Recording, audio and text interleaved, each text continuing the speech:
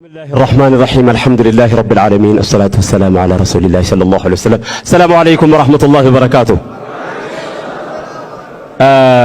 رايان منزوما داف وامتمو ازوما داف وامتمو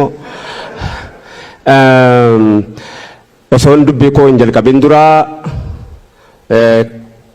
qopheessaa warra waan kana qopheessee lakkuu miidiyaa fi TV Hamilton ulfaadhaa galatoomaa qofa utuu hin taane Adaamaarraa gara Finfinneetti baatiyyaarraa wal baallamna isiniin jenna. Maaliif jennaani teekstiin qofittiin Finfinnee maal nu toriidhaan binnee bo nu ittiin Finfinnee nu ittiin dhumne kana gaafiini Finfinnee isa jedhamu kana handhuura sii keessatti akka hojjetamu kabajaadhaan hunda keessan affeerra kan jalqabaati. Tawbadhaa uummataa nabiyyee rahmataa utuun danqaramiin balballi tawbataa laakiin hedaa kootiin dhiyaate fakkaata sa'aan gabaabbatee aduun lixaa kaata fasaanni danate wal jibbaan jabaata duniyaadhaaf maraataa fa'innaa lillaahi astaghfirullah al'aziim lilaahi. Ustaaz Kaamil Shamsuu galatoomi waa'ee artii xiqqoo akka inni tuttuqoo wayii hojjetee deeme gurbaan walaloo barreessee akkana hojjete amma dubbii nama hundaa nama jalaa balleessee deema. Bara 1985 namichi tokko arreeffama mana hidhaatii bahee mana hidhaatii baheen ammoo mana hidhaatiif qaadhimamee jalaa baqadhee magaalaa Dabra Birhaan dhaqe. Dabra Birhaan dhaqee baatii jaha wahiin dhokadhee maaliif jennaan jaruma keessa dhokattaa bar. Jaruma keessan dhokadhee 85 dhokadhee dhaqeen baatii 5 taa'ee qorra isaas jaras dadhabee ammoo gara Finfinneetti gad deebi'ee jennaan namichi tokko mana hidhaa keessa na wajjin ture akka artiin itti humna qabu mashaayika keenya himuufan beeku Dr. Jiraan Galatoomaa gaaf tokko waggaa 10 wahii dura walaloo barreessaa walaloo Paakistaanii tokko ergaa isaanitti kennanii amma wanaa hin dagan ergaa walaloo namicha Paakistaanii ga'ee gumaata isaa biyyattii sana keessatti waan inni hojjete dinqa isaaniitti waamanii gola keessatti ga'ee warra walaloo waan laaftuun sirra hin jirtu jedhanii amaanaan itti kennanii ammallee harkumaan qabaa ulfaadhaa galatoomaa rabbi umrii keessan dheeressuun jedha. Waggaa 17-16 akkanan ta'anitti fakkaata. Jara keenya waan jedhee barreesse namichi maarraayyaa galtee raftee naan jedhe mana hidhaa keessaan bayyaan jennaan maalii jennaan walaloo tokko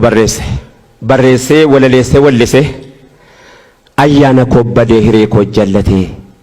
seeraan na dagatee seenaan na lagatee iyyannaan koo kana meenaa dhaggeeffadhaa sa biyyi kun anaa gayyaadha moo haadhaa deebisaan eeggadhaa jedhe manni kan koo kana jedhee hin himadhu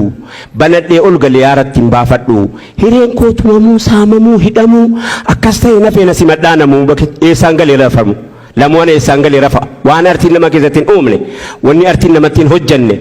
wanni artiin moo yeroo tokkicha mataan namaa yeroo tokkicha qabate akka nama godhu rabbuun beeka. Khulaasa haasaa har'aa keessaan hamma eegireetti raayyaa manzuumarra eeginaa khulaasa haasaa har'aa keessaa ibsaan maal isiniin jedhee asirraa bu'ee eessaa jalqabna ree waan inni jedhee inni nama gurguddaa nutti hime namoota hamma kana hin jedhamne namoota waggaa umurii waggaa 6 keessa waggaa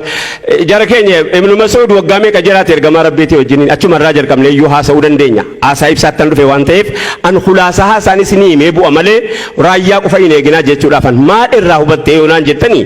eessaa jalqabdalee an bakkeerraa jalqabamu kana hunda keenyaa dhaamu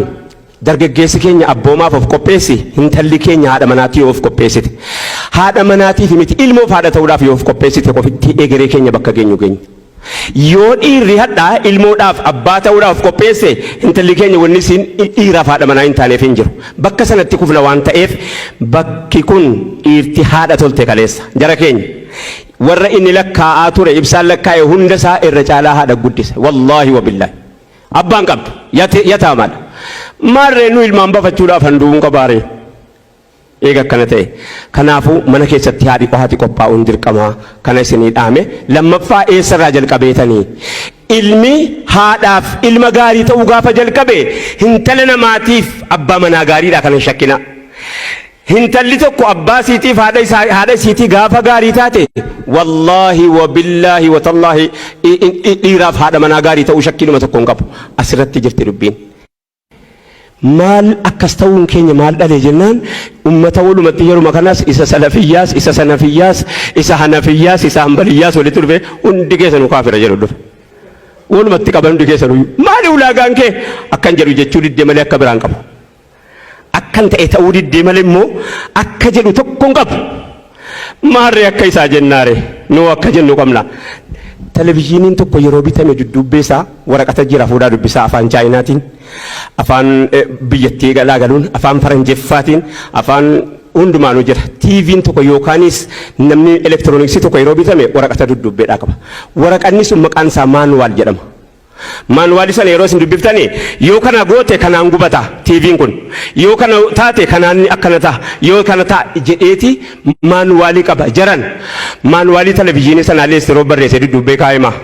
abbaa televizyiinicha tolchee bar akkasii akkasii miti isiniin gallee haasaan jedhaa jiru kun jara dudduubbaa isinii galee haasaan kun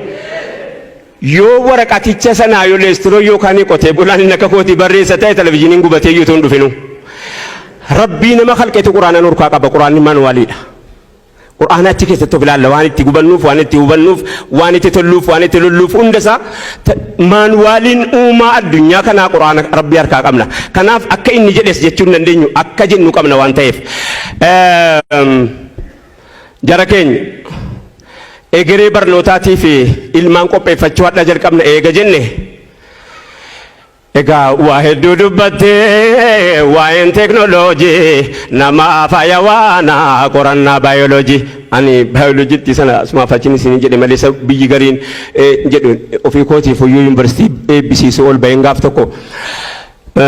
keemistirii jedhanii dhoqqeena lallaayisisu baayoloojii jedhanii raammoona funaansisu istiriidha jedhanii du'aana lakkoofsisu ani maaliin godharee tabbaan kan koo gabaree sabbaa koonna qaree jedhee madirakii irraa gadi bu'eessa.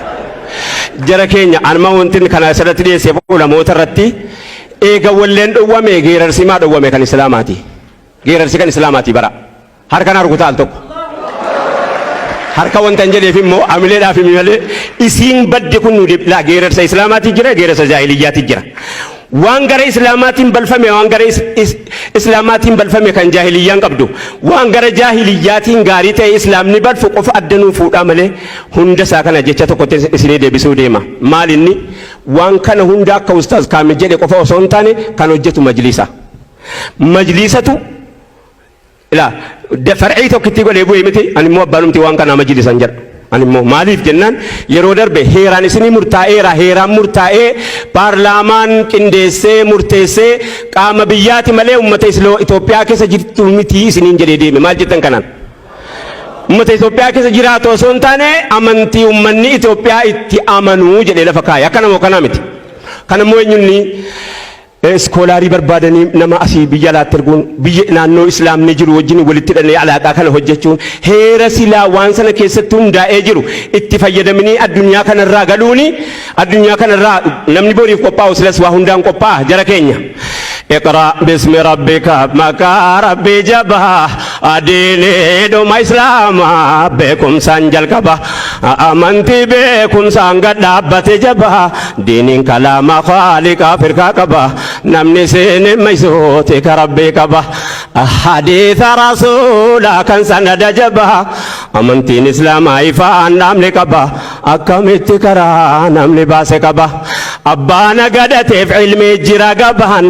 رسول تجاري دمي سانجبا كل جي جالو مسجد كبا تكان أفني قبان أجينا قدما نتمنى لقاك بالسلامة. السلام عليكم ورحمة الله وبركاته.